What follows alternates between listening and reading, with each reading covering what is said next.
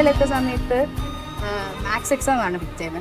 നമുക്ക് ബാക്കിയുള്ള സബ്ജക്റ്റൊക്കെ നമുക്ക് വായിച്ച് പഠിക്കാം, വലിയ പ്രശ്നമൊന്നുമില്ല. പക്ഷെ മാത്സ് എത്തിയ സമയത്ത് എന്താ ചെയ്യേണ്ടത് അറിയില്ല, ഒന്നും അറിയില്ല. എനിക്ക് വലിയ ഇഷ്ടമല്ലായിരുന്നു മാത്സ്. പക്ഷേ 10th എത്തിയ സമയത്ത് നമുക്ക് ഭയങ്കര ഹാപ്പിയാണ്. കാരണം നമ്മളൊരു സൊല്യൂഷൻ പ്രോബ്ലം ചെയ്ത് അതിൻ്റെ സൊല്യൂഷൻ കിട്ടുമ്പോൾ ഫീലാണ്. ഇനി വരുന്ന 9ാം ക്ലാസ്സിലെ കുട്ടികളോട് എന്താണ് പറയാനുള്ളത്? ഹായ് മകളെ, 10ാം ക്ലാസ്സിന്റെ റിസൾട്ട് ഒക്കെ വന്നിരിക്കുകയാണ്. പല ആളുകളും ഭയങ്കര സന്തോഷത്തിലാണ്. ഇന്ന് ഞാൻ വന്നിരിക്കുന്നത് നിങ്ങളുടെ പ്രിയപ്പെട്ട നമ്മുടെ അസ്ത്ര ബാച്ചിലുള്ള ഒരു മോളാണ്, ആയിഷ സിനീന തെമിൻ. അപ്പോൾ നിങ്ങൾക്ക് എന്തുകൊണ്ടാണ് ഇങ്ങനെ ഒരു വീഡിയോ അല്ലെങ്കിൽ ഇങ്ങനെ ഇന്റർവ്യൂകൾ നിങ്ങളുടെ മുന്നിലേക്ക് തരുന്നത് വെച്ചാൽ ഓരോ കുട്ടിക്കും ഓരോ പഠന സ്ട്രാറ്റജികൾ ഉണ്ടാവും. അവരെങ്ങനെയാണ് പഠിച്ചത്, ഏത് രീതിയിലാണ് അവർ സ്ട്രെസ്സിനൊക്കെ ഒഴിവാക്കിയത് എന്നൊക്കെ നിങ്ങൾ അറിയുന്നത് ശരിക്കും പഠിച്ച കുട്ടികളിലൂടെ തന്നെ ആയിരിക്കണം. അതുകൊണ്ട് തന്നെയാണ് നിങ്ങളുടെ മുന്നിലേക്ക് ഇത്തരം വീഡിയോകളുമായിട്ട് വരുന്നത്. സോ ഇതുപോലെ കൂടുതൽ വീഡിയോകൾ കിട്ടാൻ വേണ്ടി നിങ്ങൾ ചാനൽ സബ്സ്ക്രൈബ് ചെയ്യാൻ മറക്കരുത് പ്രിയപ്പെട്ട മക്കളെ. അപ്പോൾ നേരിട്ട് നമുക്ക് ആയിഷ സിനിയിലേക്ക് തന്നെ പോവാം. എങ്ങനെ ഉണ്ടായിരുന്നു 10ാം ക്ലാസ് റിസൾട്ട് വന്ന സമയത്ത് ഉള്ള ഒരു എന്താ പറയാ, ആ ഒരു ഫീൽ എന്തായിരുന്നു? ഭയങ്കര എക്സൈറ്റഡ് ആയിരുന്നു. എന്താ പറയാ, സൈലത്തിന്റെ കൂടെ ഫസ്റ്റ് ടൈം, അതായത് കഴിഞ്ഞ ഏപ്രിൽ തൊട്ടേ ഉണ്ടായിരുന്ന ഒരു കുട്ടിയാണ്.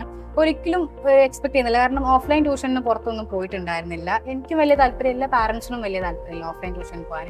പക്ഷെ 10th എത്തിയ സമയത്ത് നമുക്ക് എന്തെങ്കിലും ഒരു സപ്പോർട്ട് വേണം. ഒരു സെൽഫ് സ്റ്റഡി ഉണ്ടെങ്കിലും നമുക്കൊരു സപ്പോർട്ടായിട്ട് വേണമെന്ന് നോക്കിയ സമയത്ത്, ഓൺലൈൻ നോക്കിയ സമയത്ത് എനിക്ക് തോന്നുന്നത് അഫോർഡബിൾ ആയിട്ടും ഏറ്റവും ക്വാളിറ്റി ഉള്ള രീതിക്കും സൈലം തന്നെയാണ് ഇത്രയും അധികം അഫോർഡബിൾ ആയിട്ടുള്ള രീതിക്ക് കൊടുക്കുന്നത്.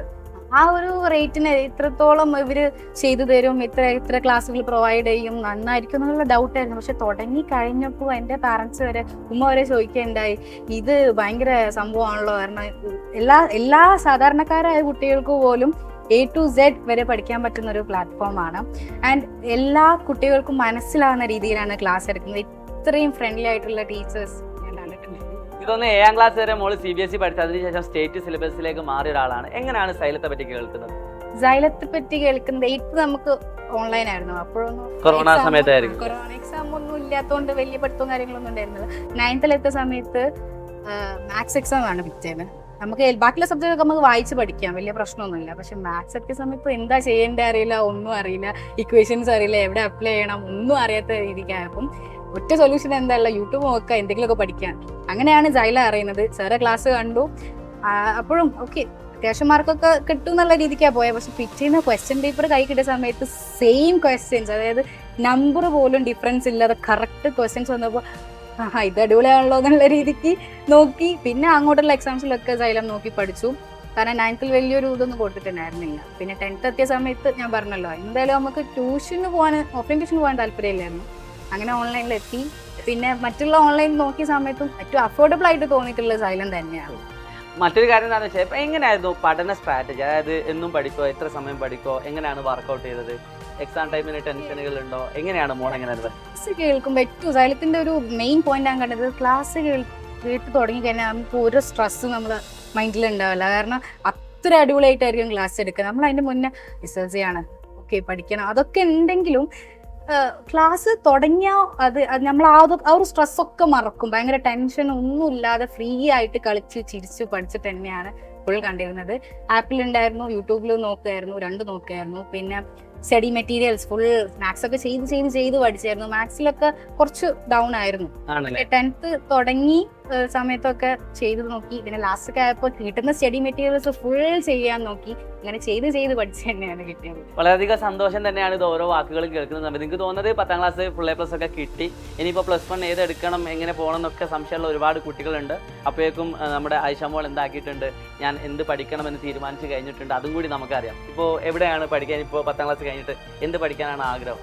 ഞാൻ ഇവിടെ മർക്കസ് നോളജ് സിറ്റിയിൽ സൈലം ഇന്റഗ്രേറ്റഡ് സ്കൂളിൽ തന്നെ ജോയിൻ ചെയ്തിട്ടുണ്ട്, അഡ്മിഷൻ എടുത്തിട്ടുണ്ട്. ജെയ്ക്കാണ് കൊടുത്തിട്ടുള്ളത്. അപ്പൊ നമ്മുടെ മേഖലയാണ്, മാത്തമാറ്റിക്കൽ മേഖലയാണ് തെരഞ്ഞെടുത്തത്. മാത്സ് ഇഷ്ടപ്പെട്ടതാട്ടോ. എനിക്ക് വലിയ ഇഷ്ടമല്ലായിരുന്നു മാത്സ്. പക്ഷെ 10th എത്തിയ സമയത്ത് നമുക്ക് ഭയങ്കര ഹാപ്പിയാണ്. കാരണം നമ്മളൊരു സൊല്യൂഷൻ പ്രോബ്ലം ചെയ്ത് അതിന്റെ സൊല്യൂഷൻ കിട്ടുമ്പോൾ കണ്ടുപിടിച്ചൊരു ഫീലാണ്. അപ്പോൾ എന്ത് കിട്ടിയില്ല, അത് കിട്ടുന്നവരെ ചെയ്ത് പഠിക്കായിരുന്നു. ഒരു ഫ്രണ്ടും ഉണ്ടായിരുന്നു ഹെൽപ്പ് ചെയ്യാൻ. ഭയങ്കരമായിട്ട് ചെയ്ത് പഠിച്ചു. അപ്പൊ മാത്സിനോട് ഇൻട്രസ്റ്റ് തോന്നി. അപ്പൊ പിന്നെ ബയോനോട് വലിയൊരു ഇതില്ലാത്തത് കൊണ്ട് തന്നെ എടുക്കാം എന്ന് തീരുമാനിച്ചു. അപ്പം മർക്കസ് നോളജ് സിറ്റിയിൽ നമുക്ക് തോന്നുന്നു 2 സിലബസുകളുണ്ട്. സ്റ്റേറ്റ് സിലബസും ഉണ്ട്, അതോടൊപ്പം തന്നെ CBSE സിലബസും ഉണ്ട്. നിങ്ങൾക്ക് ധൈര്യമായിട്ട് ജോയിൻ ചെയ്യാം. എല്ലാ സൗകര്യങ്ങളും കൂടിയുള്ള ഇന്റഗ്രേറ്റഡ് സ്കൂൾ തന്നെയാണ്. സോ മക്കളെ, നിങ്ങളോട് എനിക്ക് പറയാനുള്ളത് ഇത്ര മാത്രമാണ്. നിങ്ങൾ 10ാം ക്ലാസ് ആണ്. മോള് പറഞ്ഞതുപോലെ തന്നെ ഒരു കാര്യം എനിക്ക് തോന്നുന്നു ഉത്തരം കിട്ടിയിട്ടില്ല. അതായത് എന്നും പഠിക്കലുണ്ടായിരുന്നോ? എന്റേത് മൂഡ് അനുസരിച്ചായിരുന്നു. Mood അനുസരിച്ചായിരുന്നു. പക്ഷെ പഠിക്കാനിരുന്നാൽ ഞാൻ കംപ്ലീറ്റ് ചെയ്യായിരുന്നു. കംപ്ലീറ്റ് ചെയ്യാറ്. അപ്പൊ ആപ്പ് ലൈവുകളൊക്കെ എങ്ങനെയാണ് കൊണ്ടുപോയത്? ആപ്പ് ലൈവ് മിക്കതും ഞാൻ ആപ്പ് ലൈവ് കഴിഞ്ഞിട്ടായിരുന്നു കേട്ടത്. കാണാറുള്ളത്? കാണാറില്ല. ഫാസ്റ്റ് അടിച്ച് കേൾക്കാനൊക്കെ 2x ഇട്ട് കേൾക്കാനായിരിക്കും. 1.5 ആ ഒരു ഇതിൽ ഇട്ട് കേൾക്കല്. ലൈവ് കാണൽ കുറവായിരുന്നു, കാരണം സമയം ബാലൻസ് ചെയ്യാൻ കുറച്ച് ബുദ്ധിമുട്ട്. അതിലുള്ളതുകൊണ്ട് തന്നെ നമുക്ക് പിന്നെ എടുത്ത് കാണാം. പിന്നെ മാത്സ് ഒക്കെ ആണെങ്കിൽ തന്നെ ഓരോ ചാപ്റ്റർ കഴിഞ്ഞ് പിന്നെ റിവിഷൻ, അത് ഭയങ്കര ഇഷ്ടമായിരുന്നു. റിവിഷൻ സാറ് ക്വസ്റ്റ്യൻ തരും, പോസ് ചെയ്യും, ആൻസർ ചെയ്യും, ശരിയാണോ നോക്കും. അതൊക്കെ ഭയങ്കര ഇൻട്രസ്റ്റിംഗ് ആയിരുന്നു. ഇപ്പൊ നമുക്ക് ഈ കല്യാണത്തിനൊക്കെ പോകണം, വീട്ടിലെ ഫംഗ്ഷന് പങ്കെടുക്കണം, അങ്ങനെയൊക്കെ വരുന്ന സമയത്ത് നമ്മുടെ ക്ലാസ്സുകളൊക്കെ ലാഗ് ആവില്ല. അപ്പൊ അങ്ങനത്തെ സമയത്ത് എന്തൊക്കെയാണ് ചെയ്യാറുള്ളത്? അല്ല, അങ്ങനെ ലാഗ് ആവുകയാണെങ്കിൽ തന്നെ ഇപ്പം സപ്പോസ് ശാസ്ത്രോത്സവത്തിനൊക്കെ പോവുകയാണെങ്കിൽ ഞാനൊരു കാര്യം ഫോക്കസ് ചെയ്യുകയാണെങ്കിൽ അത് ഞാനത് ചെയ്ത് തീർത്തിട്ട് മറ്റുള്ള പഠനത്തിലേക്ക് ഞാൻ പോവുള്ളൂ. അങ്ങനെ നോക്കുമ്പോൾ ആ ഒരു 1 വീക്കിന്റെ ഗ്യാപ്പൊക്കെ വരും, നമ്മളെ പ്രിപ്പറേഷനും നമ്മൾ പോയി വരവൊക്കെ. അപ്പോഴൊക്കെ അത് വന്ന് അപ്പത്തേക്കിനെ കംപ്ലീറ്റ് ചെയ്യും. അല്ലെങ്കിൽ ഒരുപാട് ലാഗായ ലാസ്റ്റൊക്കെ ബുദ്ധിമുട്ടാവുന്ന അമ്മ എപ്പോഴും പറയും. അതുകൊണ്ട് തന്നെ പോയി വന്ന് അപ്പത്തേക്കും ക്ലിയർ ചെയ്യും. ഒറ്റ ചോദ്യം കൂടി ചോദിച്ചിട്ട് നമുക്ക് ഈ ഒരു കാര്യം നമുക്ക് ഇവിടെ വൈൻഡ് അപ്പ് ചെയ്യാം. ഇനി വരുന്ന 9ാം ക്ലാസ്സിലെ കുട്ടികളോട് എന്താണ് പറയാനുള്ളത്? 9ാം ക്ലാസ്സിലെ കുട്ടികളോട് പറയാനുള്ളത് അടിപൊളിയാണ്, നിങ്ങൾ ജോയിൻ ചെയ്യുക. കാരണം ഇത്രയും ഫ്രണ്ട്ലി ആയിട്ടുള്ള ടീച്ചേഴ്സിനെ ഞാൻ ഇതുവരെ കണ്ടിട്ടില്ല. കാരണം നമ്മുടെ ഓരോ കുട്ടിയെ മനസ്സിലാക്കിക്കൊണ്ട് ക്ലാസ് എടുക്കുന്ന പോലെ എനിക്ക് തോന്നിയിട്ടുണ്ട്. ഇവിടെ നാച്ചു സാറായാലും കുഹു സാറായാലും എല്ലാവരും, എല്ലാ ടീച്ചേഴ്സും ആരെയും പേരെടുത്ത് പറയേണ്ട ഒരു ആവശ്യം എനിക്ക് തോന്നിയിട്ടില്ല. കാരണം ഓരോ കുട്ടിയെ എങ്ങനെയാണോ അവർ ആഗ്രഹിച്ചത് ആ രീതിക്ക് ഭയങ്കര സ്ട്രെസ് ഫ്രീ ആയിട്ട് ഒരു ടെൻഷനും ഇല്ലാതെ ഭയങ്കര അടിച്ചു പൊളിച്ച് കളിച്ച് ചിരിച്ച് നമുക്ക് 10ാം ക്ലാസ് എഴുതിയെടുക്കാം. അത്ര വലിയ ഒരു ടെൻഷൻ കേട്ടേണ്ട ഒരു ആവശ്യമൊന്നും ആദ്യം മുതലേ പഠിച്ചു വരുന്ന ഒരു കുട്ടിക്ക് എനിക്ക് തോന്നുന്നത് ഏപ്രിൽ മുതലേ എനിക്ക് തോന്നുന്നു ബാച്ചിൽ ജോയിൻ ചെയ്ത് ചെറിയ രീതിയിലൊക്കെ ഇങ്ങനെ പ്രിപ്പയർ ചെയ്ത് ഇങ്ങനെ വന്ന് നന്നായിട്ട് എന്താക്കിയിട്ടുണ്ട്, വർക്ക് ചെയ്തിട്ട് തന്നെയാണ് ഈ റിസൾട്ട് വരുന്നത്. അതുകൊണ്ട് നിങ്ങളോട് ഞങ്ങൾക്ക് പറയാനുള്ളത് നന്നായിട്ട് വർക്ക് ചെയ്യുക, അത് കൺസിസ്റ്റന്റ് ആയിട്ട് മുന്നോട്ട് കൊണ്ടുപോവുക. ഉറപ്പായിട്ടും നിങ്ങൾക്കും 10ാം ക്ലാസ്സിൽ ഫുൾ A+ കിട്ടും. അപ്പൊ ഇനി വരുന്ന 9ാം ക്ലാസ് ഒരു 10ാം ക്ലാസ് ഒരു ഓൾ ദ ബെസ്റ്റ് കൊടുത്താലോ? All the best.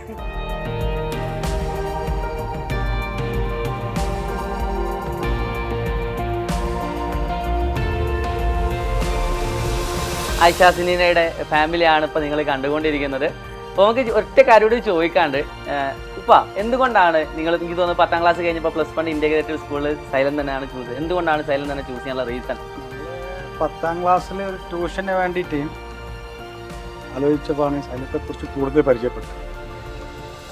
അതിൽ കൂടി നമുക്ക് തോന്നിയതാണ് സൈലം തന്നെ കണ്ടിന്യൂ ചെയ്യട്ടെ. അപ്പൊ എനിക്ക് ഇവിടെ നമ്മുടെ വയനാട് പോകുന്ന സൈഡിലായിട്ട് നമുക്ക് നോളജ് സിറ്റി കാണാം. ഇവിടെ എല്ലാ സൗകര്യങ്ങളോട് കൂടിയിട്ടുള്ള ഇന്റഗ്രേറ്റഡ് സ്കൂളാണ് അവിടെ നിങ്ങൾക്കുള്ളത്. എനിക്ക് തോന്നുന്നു അവിടുത്തെ സൗകര്യങ്ങൾ കൂടി നിങ്ങൾ നോക്കിയിട്ടുണ്ടെന്ന് തോന്നുന്നില്ലേ? അപ്പം അവിടെ ചൂസ് ചെയ്യാനുള്ള റീസൺ, ഒരുപാട് ഇന്റഗ്രേറ്റഡ് സ്കൂൾ ഉണ്ടല്ലോ, അപ്പം അവിടെ തന്നെ ചൂസ് ചെയ്യാനുള്ള റീസൺ? 2 സ്ഥലമാണ് ഞങ്ങൾ നോക്കിയത്.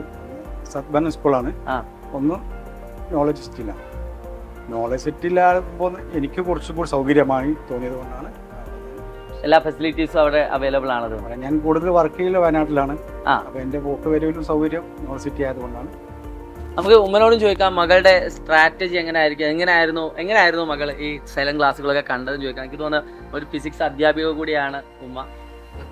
ഒരുപാട് ക്ലാസ്സുകൾ ഇങ്ങനെ മിസ്സായി പോയിരുന്നു, കലോത്സവവും കാര്യങ്ങളൊക്കെ ആയിട്ട്.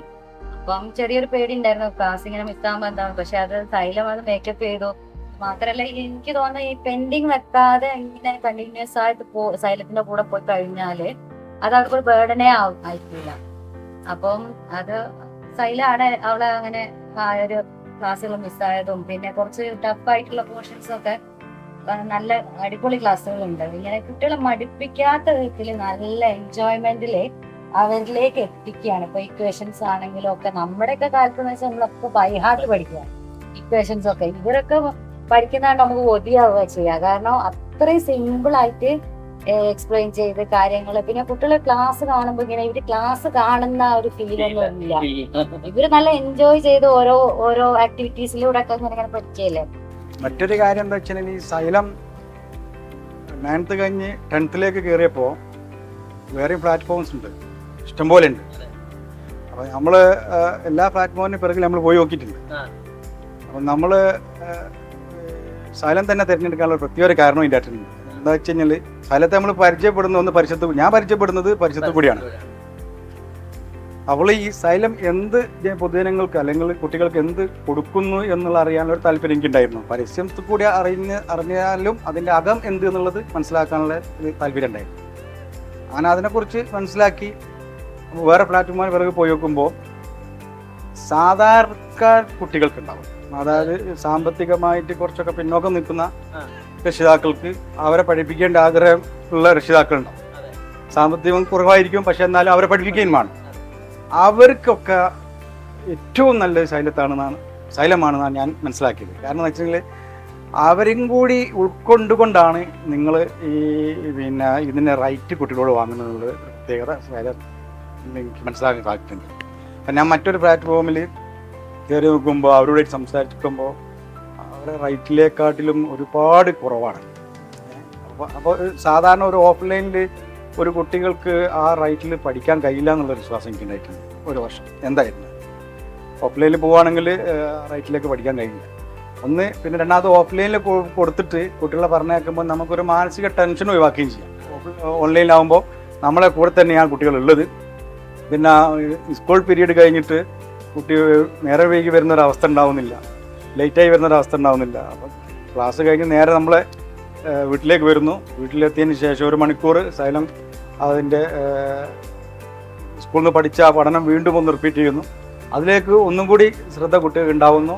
അപ്പോൾ ആ ഒരു ലെവലിൽ കുട്ടിക്ക് മതി എന്ന് തന്നെ നമുക്ക് തോന്നാറുണ്ട്. ഓഫ്ലൈനിലേക്ക് പോകേണ്ട ഒരു ആവശ്യം വരുന്നില്ല എന്നുള്ളത്. പക്ഷേ ഞാൻ ഓഫ്ലൈനിൽ പറഞ്ഞയച്ചിട്ടുമില്ല. ഈ സൈലത്തിൻ്റെ ഈ ട്യൂഷൻ സെൻറ്റർ ഈ ട്യൂഷൻ മാത്രമേ ഈ 10ാം ക്ലാസ് കുട്ടിക്ക് കൊടുത്തിട്ടുള്ളൂ. എന്തായാലും വളരെയധികം സന്തോഷം വാക്കുകളൊക്കെ നമ്മൾ കേട്ടത് കൊണ്ട്. അപ്പോൾ നമുക്ക് ഏകദേശം വൈൻഡപ്പ് ചെയ്യാനുള്ള സമയമായിട്ടുണ്ട്. അപ്പോൾ നമുക്ക് പുതിയ വീഡിയോകളുമായിട്ട് വീണ്ടും കാണാം.